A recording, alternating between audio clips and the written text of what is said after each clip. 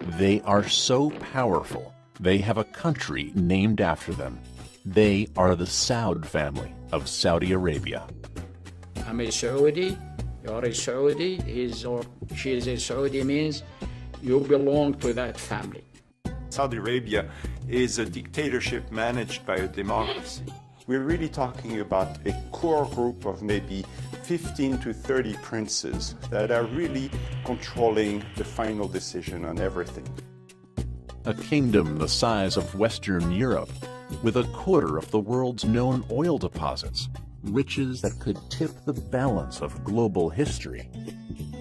But with an increasingly radical populace and a resource that won't last forever, is the sun setting on the House of Saud.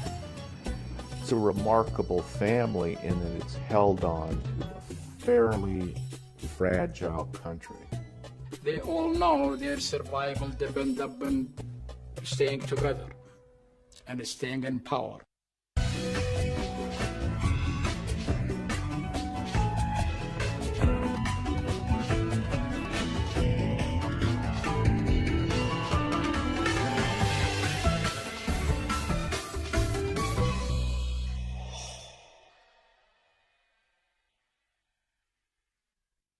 Each day brings further evidence that the ways we use energy strengthen our adversaries and threaten our planet.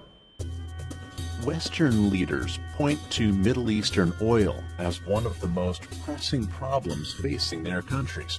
And to many, one nation is synonymous with foreign oil: Saudi Arabia.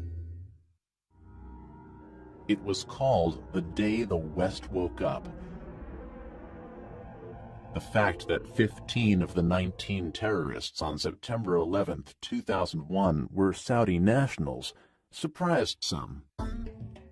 Saudi Arabia has been a close ally of both Europe and the United States, but this seemingly worldly group of princes and kings has had a long-lasting alliance with a branch of Islam that has little fondness for the West. The Saudi royal family funded the extremists for years. I mean, we're talking about going back to the 30s, and back to independence. So these people really control the media today. And therefore, they control the schools, and they have great access to propagating their ideas. In 2005, the country crowned a new monarch, King Abdullah. He promised a new era of reforms. Our opinion inside the CIA was that Abdullah was more capable than many of the other princes. I mean, this is good news for Saudi Arabia. He's making an alliance more with the liberals in order to push the kingdom in the 21st century. A delicate balance, but some fear the fundamentalists in Saudi Arabia may turn and bite the hand that feeds them. Saudi Arabia finally woke up and said to itself, if we continue to support radical factions, extremist Wahhabi factions, we ourselves are going to collapse. The dynasty ruling Saudi Arabia traces its roots to a desert past and to a visionary tribal leader from the mid-18th century. Mohammed ibn Săud went to rule the country and the tribes of Arabia, the majority of the Arabian Peninsula. They formed an alliance where the Wahhabis or Muhammad ibn Abdul Wahhab will be in charge of religion. The Wahhabists followed the teachings of Muhammad ibn Abdul Wahhab. Al-Wahhab and his followers reviled other religions, and especially adherents to other branches of Islam, like the Shia, who honor figures other than the original prophet, Muhammad. Abdul Wahhab felt that Islam had strayed from its true beliefs, so he wanted to go back to the original beliefs of the Quran and what had been taught by Muhammad. The Wahhabis are a very strongly missionary-oriented sect.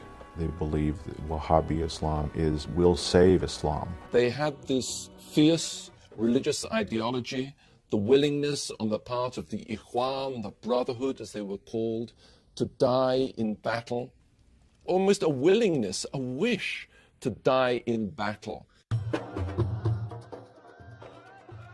With the help of the puritanical Wahhabist holy warriors, the Saud clan conquered land throughout the Arabian Peninsula.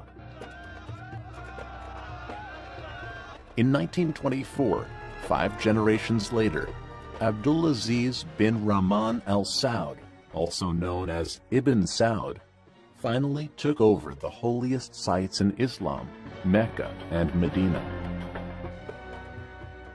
Ibn Saud is often seen as an Arabian Lawrence of Arabia, but he was better than Lawrence because he actually fought. Very tall, very big, had a lot of charisma and a lot of guts. I mean, he did a lot of, attacks in the middle of the night, completely desperate type of military attacks of other positions, which no one would have done. I mean, he was a man of great courage. He united the area's warring Bedouin tribes through both violence and intricate alliances. Talking around the campfires, the Bedouin liked to joke about Ibn Saud. They said he's got 2 swords, a sword of steel, the one with which he conquered, and the sword of flesh, which he used once he conquered, and would marry the chief daughters of the tribe that he'd conquered, and thus bring that tribe physically into the union of the Saudi family. In 1932, he proclaimed this conglomeration of tribes between the Red Sea and the Persian Gulf his family's kingdom, Saudi Arabia, the Arabia of the Sauds. This patriarch and his 45 sons would rule into the next century in partnership with his religious allies. Wahhabi clerics were given wide control of the educational and legal systems. In the early 20s, Abdulaziz al Saud was able to really take the ideology of Wahhabism, and we might consider today that's the ideology of militant Islam, and to really make it into a political force in order to pull the tribes of Saudi Arabia together.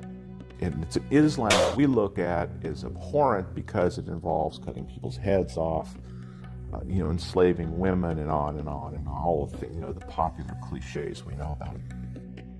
The kingdom survived, largely from revenues charged to the Muslims from around the world who make the annual pilgrimage, or Hajj, to Saudi Arabia's holy sites. He charged Muslims to make the Hajj to Mecca. They had to pay a fee to be allowed into Saudi Arabia, and that's how he lived, frugally. But then, in the midst of the Great Depression, a new source of revenue presented itself, one that would change world history. Oil had been found in nearby Iraq, Iran, and Bahrain. He was able to have the vision to know what he did not know. He knew that he did not know anything about oil, so he was not going to go look for it himself. He knew it existed, he knew it could bring a lot of money to the kingdom, so he hired the oil company of Southern California, SoCal, to look for oil, and eventually it took them a long time, but they found oil. This precursor to today's Saudi oil behemoth, Aramco, gave the king $170,000 for the rights to drill. A drop compared to the many billions that the resource would one day produce for the royal family. This was a personal license to drill oil that Ibn Saud had granted in his lands. It was his money. And to this day, there is a sense in which the House of Saud consider the oil to be their own personal property. Along with news of our fuel oil shortages comes the fresh warning that our known oil reserves will be exhausted in 10 years. At the current rate... Toward the end of World War II, Franklin Delano Roosevelt recognized the importance of Saudi oil to the United States and invited the king aboard the USS Quincy to officially open diplomatic relations between the countries. The desert monarch and the patrician from New York seemed to be so different, but Roosevelt scored points when he gave the aging warrior king his spare wheelchair.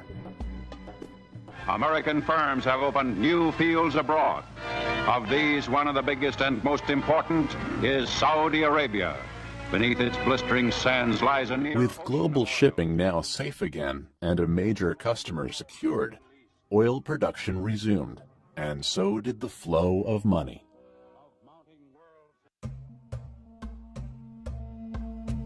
The king wanted to modernize. No small feat when his ideological partners, the Wahhabis, outlawed innovations developed after the time of Muhammad.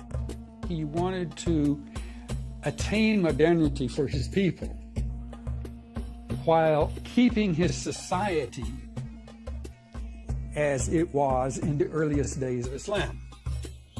This is a tall order, but it's a formula that he perfected and that enabled Saudi Arabia to maintain its puritanical religion and at the same time accept modernity that has come through to this day, I believe. And I think that was it showed amazing vision on his part.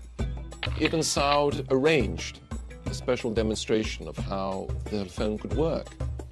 And he had it call up a distant town. And he said to one religious sheikh, well, why don't you speak on the phone and see what you can hear at the other end? And at the other end, Ibn Saud had stationed another religious sheikh. And so when the religious saw that this work of the devil could in fact be used to make their own communications easier, they changed their mind. As the battle-scarred king aged and his severe arthritis increased, his kingdom seemed poised for either great wealth or oblivion. By the early 1950s, people around the world wondered, could the new nation last longer than its charismatic founder? Who would be the next king? The system of succession in Europe, in royalty, it tends to go from father to son. And if there's no son, we name a woman, and then you have a queen. It doesn't work like this in a Bedouin system. In a Bedouin system, the family gets together and tries to find out who the most important leader is. Saudi Arabia is a dictatorship managed by a democracy. In other words, the royal family works solely by consensus. And any decision in the royal family has to be okayed by everyone. With the wrong successor, the fledgling country's vast wealth could be squandered, and the kingdom could quickly return to its desert roots. The kingdom of Saudi Arabia was propelled from a group of desert tribes to a modern nation. This happened in just a few decades at the hands of its founding king, known in the West as Ibn Saud. But in his waning years, Ibn Saud faced a problem. In the last years of his life, Ibn Saud relied very strongly on his two eldest surviving sons, Saud and Faisal. But most people who knew the two brothers knew that the second brother, Faisal, was the one who really had it in his head, the one who had the political ability. And so, before he died, Ibn Saud is said to have brought the two brothers together and asked that although one would obviously become king, that was Saud, and the younger one, Faisal, would become crown prince, they should see themselves as a partnership and should work as a team. On November 9th, 1953, the warrior who established Saudi Arabia died in his son Faisal's arms. But Faisal was not the heir to the throne. I don't know why Saud was chosen over Faisal. Probably because he was more senior and had therefore more of a following in the rest of the family, and was probably more of a unifier into the family. But he did not do well because he spent too much money too quickly, and he brought the kingdom to bankruptcy, basically. The new king, Saud, eventually built 10 palaces, and in 1 year ran up $5 million in food bills alone. He gave solid gold watches to visitors, watches sporting his own portrait. They became known as Mickey Sauds. Saud was known as a mismanager. He was not what we would call a successful manager by modern standards. The country ran into huge deficits. He had a reputation for being more interested in the leisurely lifestyle than in the running of a country. Saud's extravagance even extended to his personal life. He had 52 sons and 55 daughters. Saud's brothers were concerned about the hemorrhaging budget, and their Wahhabi Muslim partners were concerned with his relationship with Egypt's Gamal Nasser, a proponent of socialism. Would the royal family council try to undo the will of the patriarch king? Would there be a coup d'etat?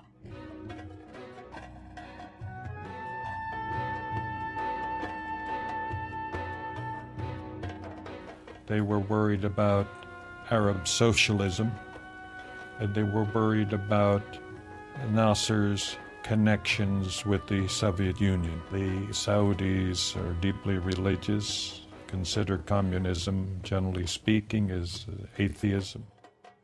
U.S. President Dwight D. Eisenhower courted the king in an effort to shift the balance of power away from the Soviet Union, with the help of his Secretary of State, John Foster Dulles.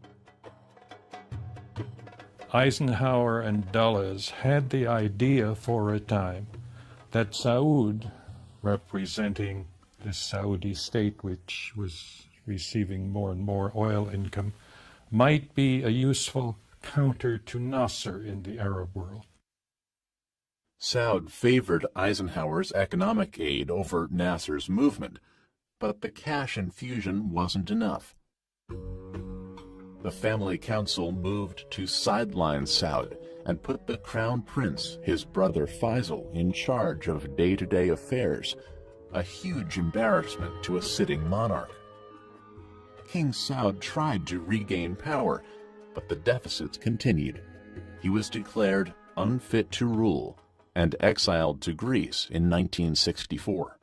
Even who the king is defined by the family. You know, you have to be very, very subtle and very careful on how you work this out if you want to maintain yourself in power.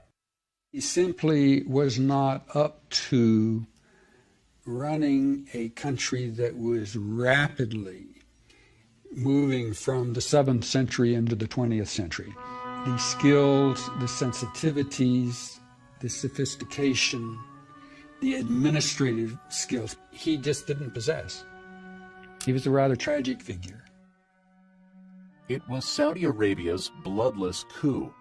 The deposed king died in 1969. King Faisal had already been the country's leader for years. President Kennedy supposedly said to Faisal, "Your Majesty, you're going to deny this, but there are slaves in your country, and I want them free." And they were free as a result of this meeting. Personality-wise, they were so different. Intellectually, they were so different. Saud, the last thing one would ever have said about him was that he was an intellectual. That wasn't his interest. Faisal was very well read, paid attention to all kinds of things. He was a very wise, able man. An austere figure with a surprising past. I understand that when he was a young man, he was a bit of a libertine at times. I can't say how much or just where, but that was what the stories were. In his youth, Faisal was known to live the high life, even on a humble picnic with friends. Oh, that was hysterical. That really was hysterical. And we prepared beef hot dogs and all the fixings for any picnic. And we went to the park in limousines, yes. And I'll never forget Prince Faisal got a hot dog bun, put the hot dog, and caviar and what else all on top of it. This was a trend that would be repeated again. Princes who break Islamic laws by drinking and carousing, who later become devout kings. Faisal soon became one of the most popular monarchs the region had ever known. King Faisal, I think you could almost call him the idealized king. He was tall, he was very distinguished looking, much more educated and worldly than any of the predecessors. This popularity meant that Faisal was able to launch ambitious plans to modernize the country. He built hospitals, schools, and initiated massive irrigation projects. Faisal, more than any other king in the kingdom, is the person who actually propelled the kingdom to the modern era. The man would work 12 to 14 hours a day, receiving petitions, seeing foreign diplomats, meeting with his cabinet. So he was unlike any other Saudi ruler I have known. He was a creature of work. He was the cleverest king they ever had. And in some ways, revolutionary. And I'll give you an example. Girls' schools didn't exist until Faisal became king. And when he opened the first one, there were a lot of protests from the ulamas and everybody else. They wanted to tear it down, and he stood his ground and got away with it. One advance didn't go over well with the hardline Wahhabi clerics and their followers: the introduction of television. It was a hard pill to swallow for those who opposed any innovation after the time of Muhammad. There were actual demonstrations against this wicked Western invention that would bring these ghastly soap operas showing the decadence of the West into the Holy Land. King Faisal insisted that this was an innovation which, under control, could actually enhance education and pushed it through. One of Faisal's own nephews was killed during the ensuing skirmishes. But there were riots in the streets, and one of the young men who was rioting was the prince and was killed by the riot police. But through his own example of piety and Bedouin tradition, he seemed to keep the extremists at bay. With his modernizations in place, he was able to wrest controlling interest of the country's oil company, Aramco, from Westerners. Saudis started to run the oil fields. It was this, the great national asset, that Faisal felt that the Saudis should take control of themselves. It jerked Saudi Arabia out of this medieval past and threw them onto the center of the world stage, because they were producing so much oil, so much money was coming in, that they had to spend this money in order to keep the international economy going. A further break with the West came when Israel's neighbors attacked her during 1973's Yom Kippur War, and the U.S. sided against the Arab nations. He felt very deeply about Israel, very strongly about that. He always insisted he was not anti-Semitic, anti-Jewish, but he was anti-Israel. Having gotten this message that we're going to be even-handed, and 2 days later saying, and we're going to give $2 billion to the Israelis for military aid, was a breach of trust, personally. And it was at that point that something in Faisal snapped, and he gave way to a very strong feeling, it was generated by those around him, that the power of oil held by the Arabs should actually be used in this war. As a leader in the Organization of Petroleum Exporting Countries, or OPEC, he called for an oil embargo. Faisal made his oil minister, Sheikh Yamani, a household name throughout the world, as the Saudis seemed to be in direct control of the flow of gasoline. It was the only card he had to play. It was the only weapon he had in his arsenal that he thought would make an impact on America. Now, it did make a big economic impact on America, but it certainly didn't change American policy. Relations were damaged and revenues were down, but Faisal had become one of the most powerful leaders the Arab world had ever seen. But had his effort to modernize gone too far, too fast? The decision to introduce television to the kingdom came back to haunt him. On March 25, 1975, the brother of the young nephew killed in the television riots was admitted for an audience with the king. And when his turn to greet Faisal, he pulled his gun and blasted his brain.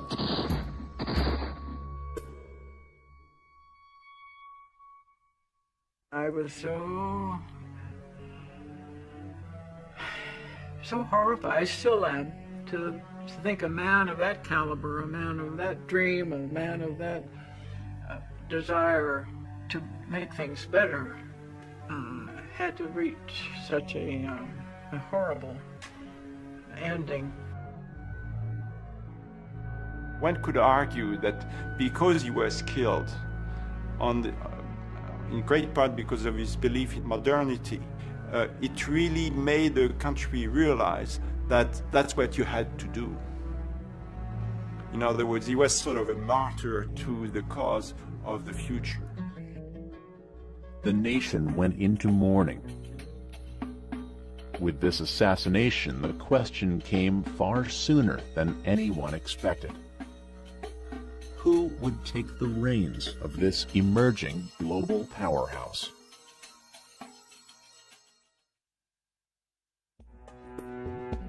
With the assassination of King Faisal, the Kingdom of Saudi Arabia suffered another crisis of leadership. The royal family quickly chose a successor, an uncontroversial and little-known prince named Khalid. He became king as a sort of a compromise candidate because a lot of people thought Fahd was the de facto strongman at the time, even under King Faisal, because Fahd was sort of the main advisor to King Faisal.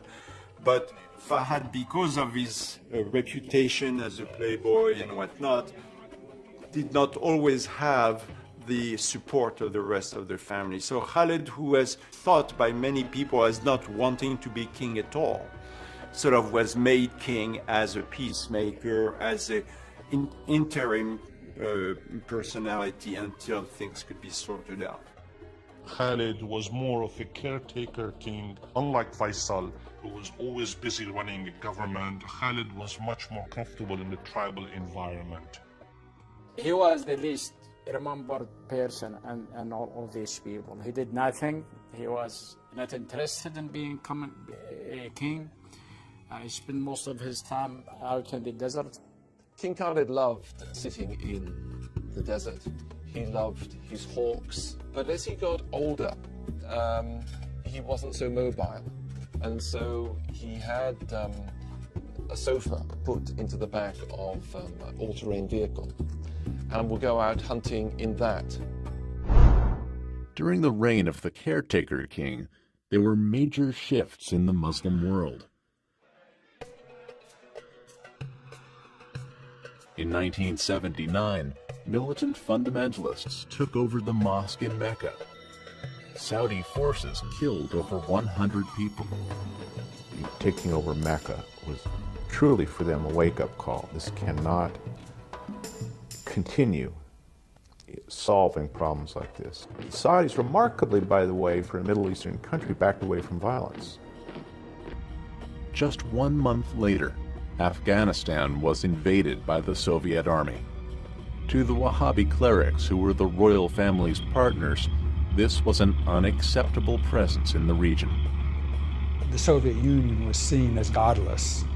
It was godless, and therefore a direct threat not just to Afghanistan but to the whole Muslim community. In Afghanistan, Saudi Arabia was the full partner of the United States. We both agreed the best thing to do is just hand out arms and money. Saudi nationals went in droves to fight the Soviets, including a young Osama bin Laden. It was very successful for the Saudis and successful for us. The Soviets were defeated. And all these young mujahideen, paid and trained by the Saudis and to some degree paid and trained by us, were also victorious. But actions have consequences. Khalid suffered a heart attack in 1982. He died just 7 years into his reign. Khalid's legacy, the Saudi involvement in Afghanistan, would have major repercussions in years to come. How do you reintegrate young warriors when they come back victorious from a war? They looked and they saw, instead of a country ruled by shepherd kings living austere Muslim lives, they saw a country that was run by and for the benefit of the royal family, and where there was a gap between what the royal family said and what it actually did. With Khalid's death, the crown prince Fahd became king. By reputation, he seemed the opposite of the austere Muslim that the Wahhabist populace expected of their leader. Word had it that he had once lost $6 million in a single night in Monte Carlo. He owned yachts, an estate in Spain. Even Fahad's weight was seen as a symbol of royal decadence. The king's weight would balloon up into, well over 200 pounds and perhaps a good deal closer to 300 pounds. And then he would go on these crash diets. But pretty soon you'd see him, and even in the flattering, concealing garments that Saudis wore, you could tell that there was a lot of king there beneath these garments. I think it added to the way people saw him as someone who was not as self-disciplined and with the same inner checks that someone like Faisal so totally had. The entire family came under scrutiny. One prince, Al-Walid bin Talal, was said to be worth nearly $20 billion before his stake in Citigroup plummeted during the bank crisis of 2008 and 2009. In one of his opulent homes, Al-Walid had 17 dining rooms, 12 elevators, and a private screening room. Hardly the Spartan life of Wahhabist Islam, which shuns anything developed past the 7th century. Rather than reining in the royal family, he more or less just let them run wild. I think Fahd really was breaking the commitment to what I might call social justice in Saudi Arabia and allowing the elites to amass great wealth. They were very much nouveau riche at the time. And all of a sudden, there this big manna coming from heaven, and they were spending it like crazy. It was very much fun. And then they realized that there's a lot of drawback to that. Also, King Fahd was really seen by the religious establishment as being too wild, and so when he became king, he had to make up for that. Even as the royals reaped their percentage of the oil profits, unemployment within the kingdom soared. You had this population explosion, more and more people who were needing education and needing health service and needing housing and needing jobs. And the Saudis just were not producing the jobs that they needed in order to keep the population satisfied. The discontented masses, trained in madrasa schools and funded by the Saudi government, were about to add another grievance. International forces, non-Muslim soldiers, were about to be stationed on their holy soil at the invitation of the royal family. In 1990, Iraq's Saddam Hussein ordered the invasion of Kuwait. An international coalition was poised to take Kuwait back. King Fahd, fearing that his kingdom was also in Saddam's sights, agreed to station foreign troops on Saudi soil. Saudis had always had a real fear and resentment of an American military presence in Saudi Arabia for two reasons. One, they are xenophobic, and the idea of armed foreigners in the country was very disquieting to them. Another thing that was of grave concern to them was that they consider Saudi Arabia to be sacred soil because it is the place where Mecca and Medina are. As if to counter the criticisms, Fahd continued to fund the religious right. He allowed the conservatives to take over society. And under the years of King Fahd, society became very, very closed. Women were not allowed to work when they were allowed to work before. Of course, they still are not allowed to drive. Foreigners were really kept aside, etc., etc. And they gave a lot of money to movements outside, proselytizing movements outside Saudi Arabia to push this conservative Wahhabi trend. And so the religious right was always reluctant to attack the royal family. I mean, they were the financiers. But the efforts didn't silence the most radical elements, especially since 5,000 American troops remained after the first Gulf War, a fact that made the top of Osama bin Laden's list of grievances. He uses the American presence to recruit some of these religious extremists who are trained in Saudi universities to literally hate non-Muslims.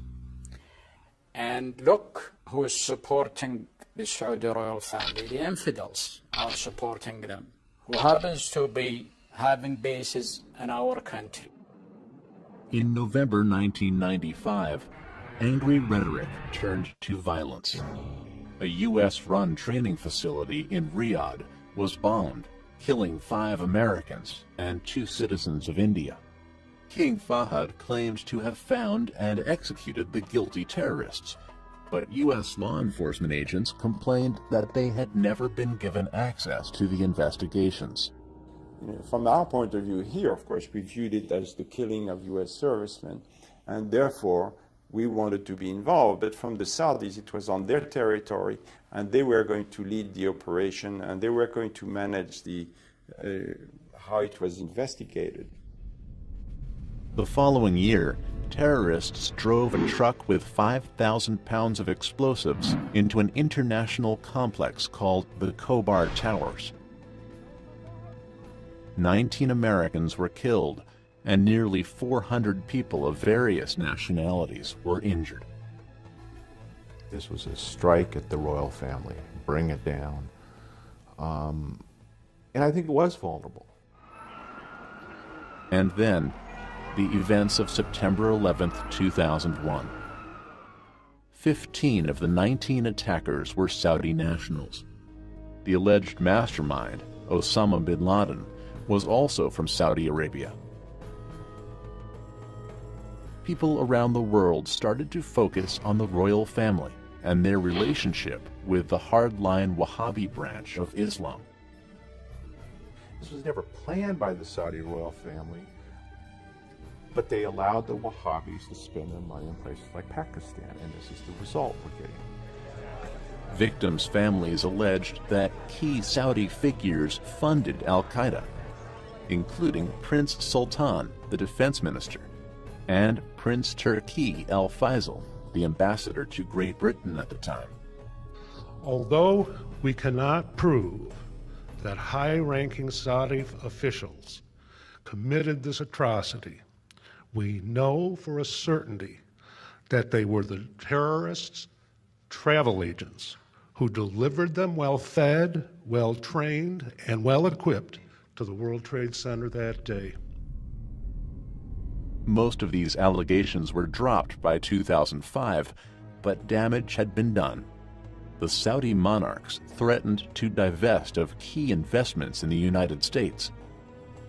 During this period, Fahd suffered a debilitating stroke, and Crown Prince Abdullah took responsibility for day-to-day operations. It was an excruciating period for the Saudis because they didn't know who was in control. So you had a huge power vacuum. Rumors swirled that Fahd's prominent full brothers, known as the Sudari Seven, weren't ready to give up power. The Sudari Seven they had a single mother from Sudair. It was the favorite wife of Abdulaziz, the founder of Saudi Arabia, and they had 7 boys out of this relationship, who were all very capable, politically well-connected, and have run the key industries in Saudi Arabia, and they act as a faction. There were even whispers that Fahd was being kept on artificial life support to prevent Abdullah from taking the throne. In these inner circles of the royal family, no one knows how decisions are made. No one knows why they're being made. And I don't know whether it's a possibility. I don't know whether that was the fact or not. I think it's really what I would call a rumor. But of course, in the Middle East, rumor is news, you know.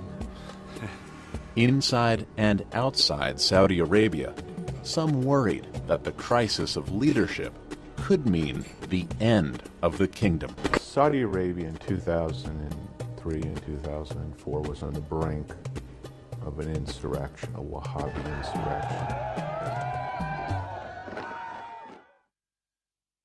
In 2005, King Fahd died after being seriously ill for 10 years. The Crown Prince Abdullah became king. You know, he's supposed to be a very simple man, as simple as a man worth billions of dollars can ever be, you know. But he's supposed to be able to talk to the people and to speak very straight to the people. And in fact, he's been criticized in some circles for not being diplomatic. He says it the way it is. He knows he's very old, he's got to achieve things, and he will not waste his time on people, you know, being gentle and nice. He just tells them straight. We always knew all along that he was going to be a much more,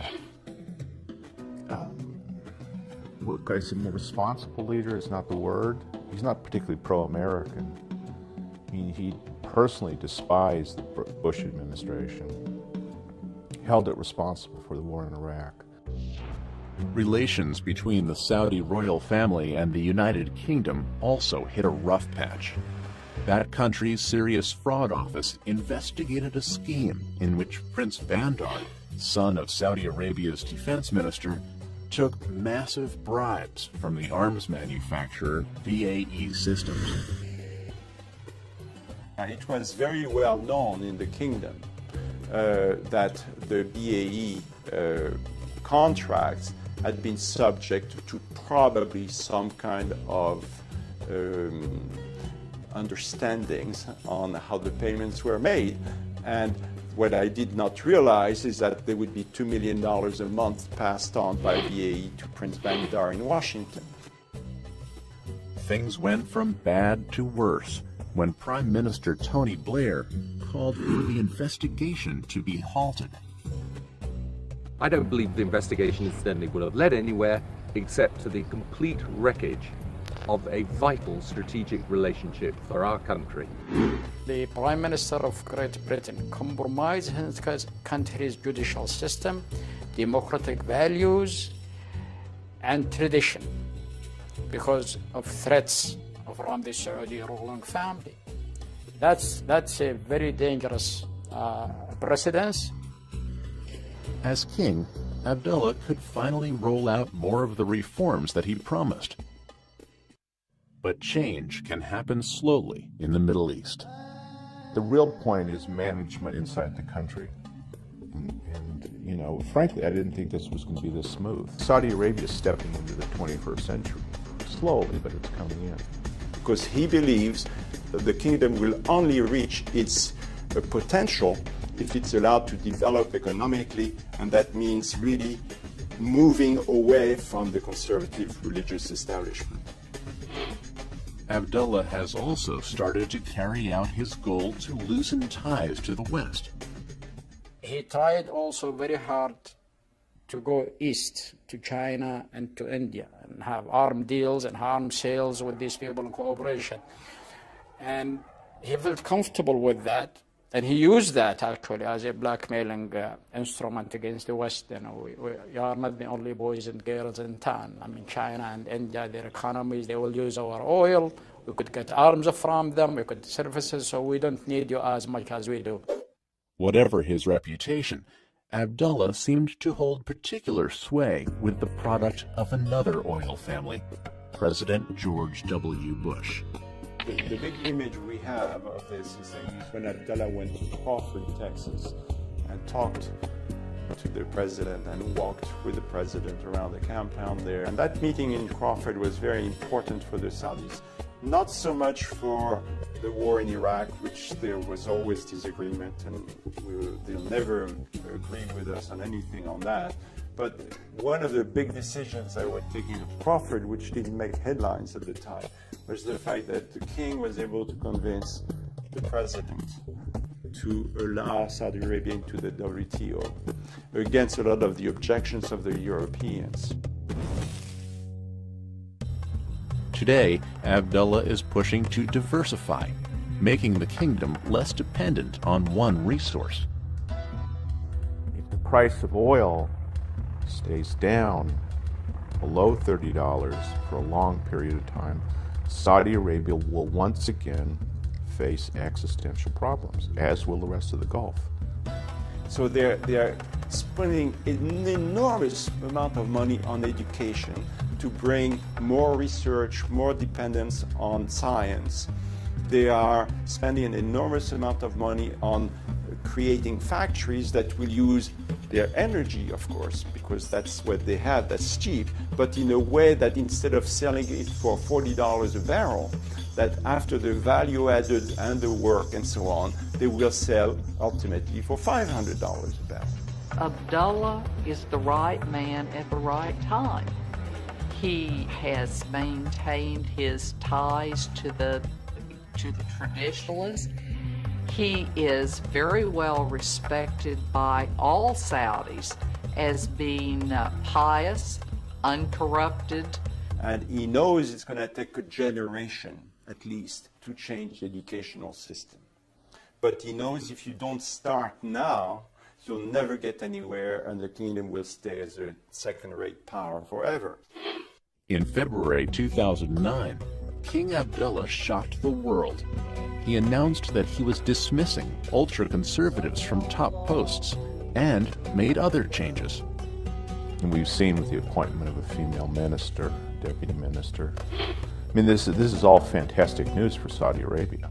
This is a vibrant society. It has its problems, like all societies in the world, but it is not a failed society. It is experiencing growing pains, but it is a society that will certainly endure. If Abdullah's strategies work, the House of Saud will also endure, but the king is in his 80s. By 2009, Crown Prince Sultan was reportedly already terminally ill. Plus, the rest of the sons of the founding king are also of advanced age. The succession process is anything but a sure thing. Soon, a grandson, or even a great-grandson of the founding king, will have to be chosen. And we don't know who's going to be next, but he has made it in such a way that whoever comes next will be very close to his views of where it should go. many of them, the grandsons, are educated people, very detached from the past. I mean, from the Bedouin traditions like King Abdullah and his brothers. They grew up in semi-nomadic life and, like to the sword dance and go to the desert and hunt. These new generations grow up like many other generations with computers and public universities in the West and other places. So their value system has changed too. So there might be some positive changes in terms of spreading power a little bit, okay? But it will be a very interesting thing to see. In just a matter of decades, the Saudi royal family has presided over a nation's transition from a tribal society to a major player on the world stage.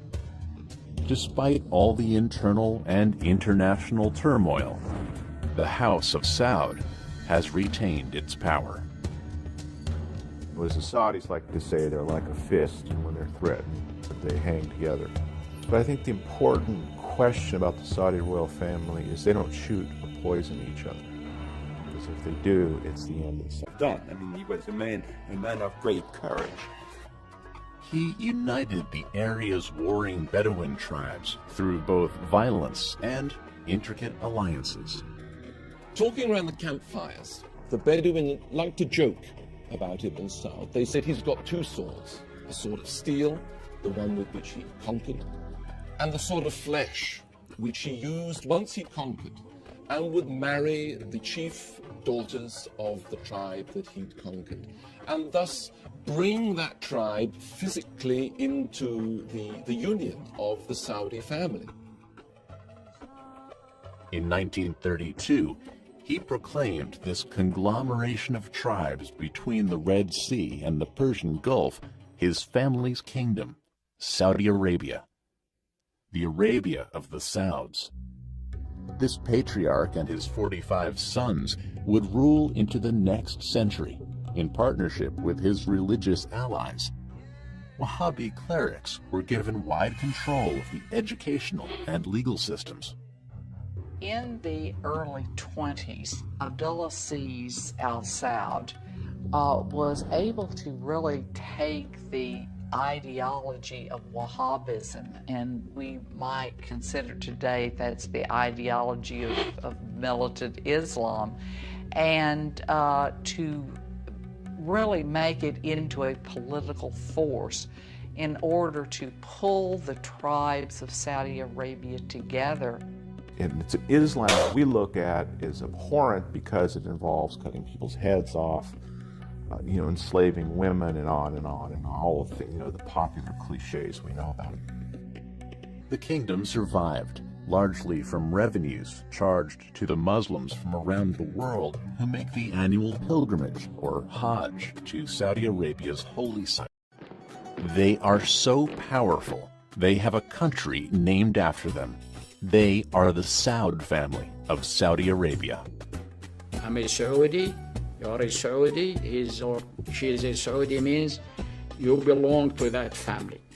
Saudi Arabia is a dictatorship managed by a democracy. We're really talking about a core group of maybe 15 to 30 princes that are really controlling the final decision on everything. A kingdom the size of Western Europe, with a quarter of the world's known oil deposits, riches that could tip the balance of global history. But with an increasingly radical populace and a resource that won't last forever, is the sun setting on the House of Saud. It's a remarkable family in that it's held on to a fairly fragile country. They all know their survival depends upon staying together and staying in power.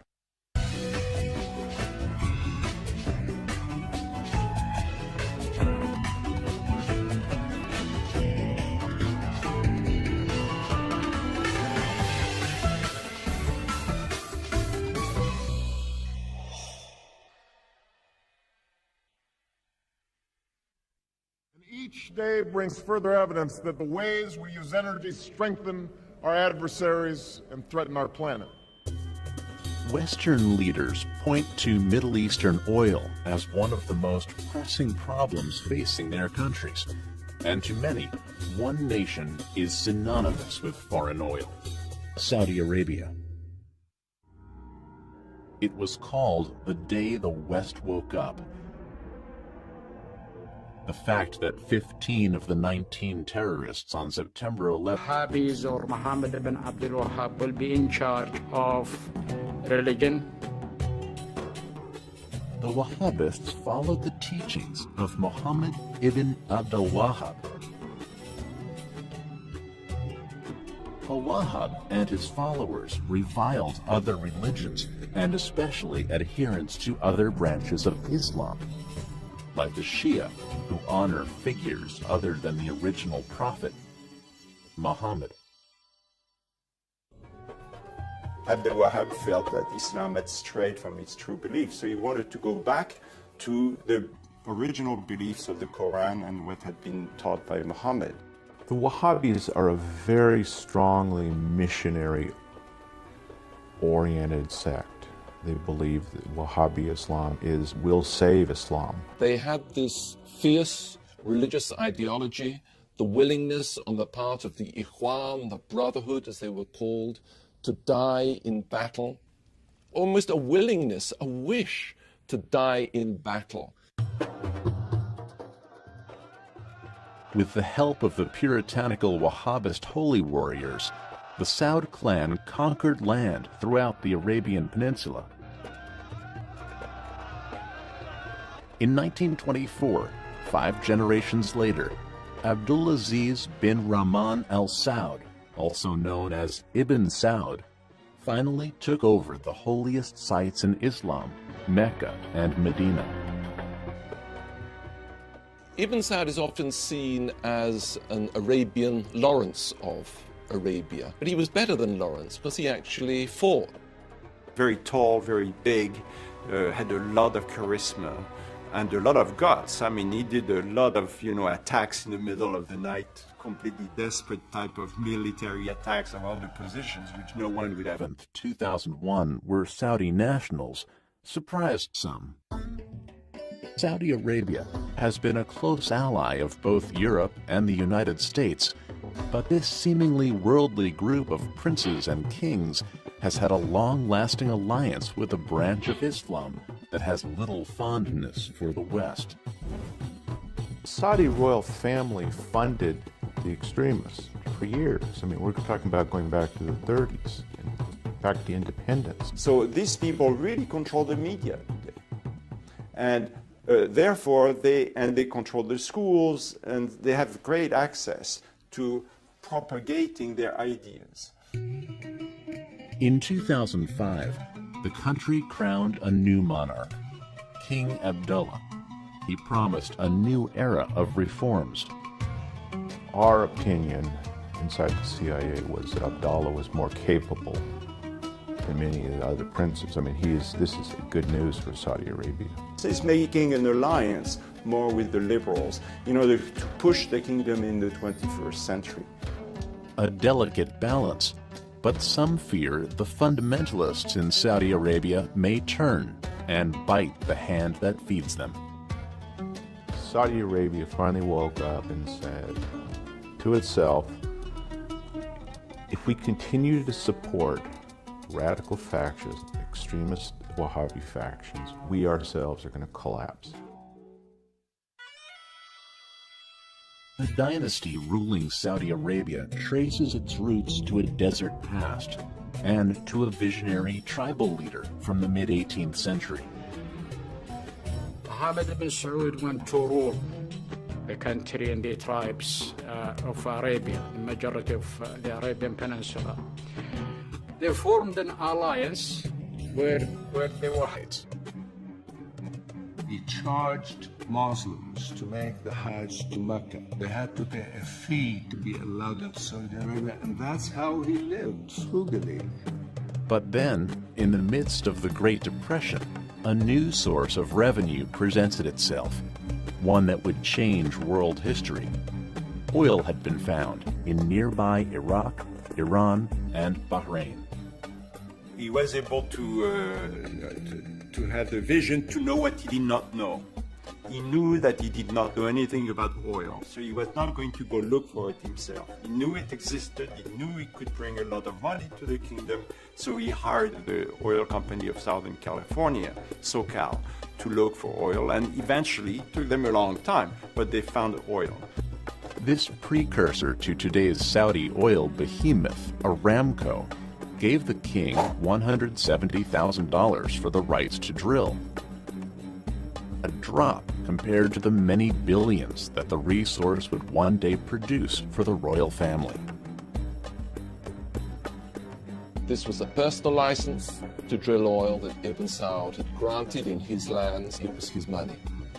And to this day, there is a sense in which the House of Saud consider the oil to be their own personal property.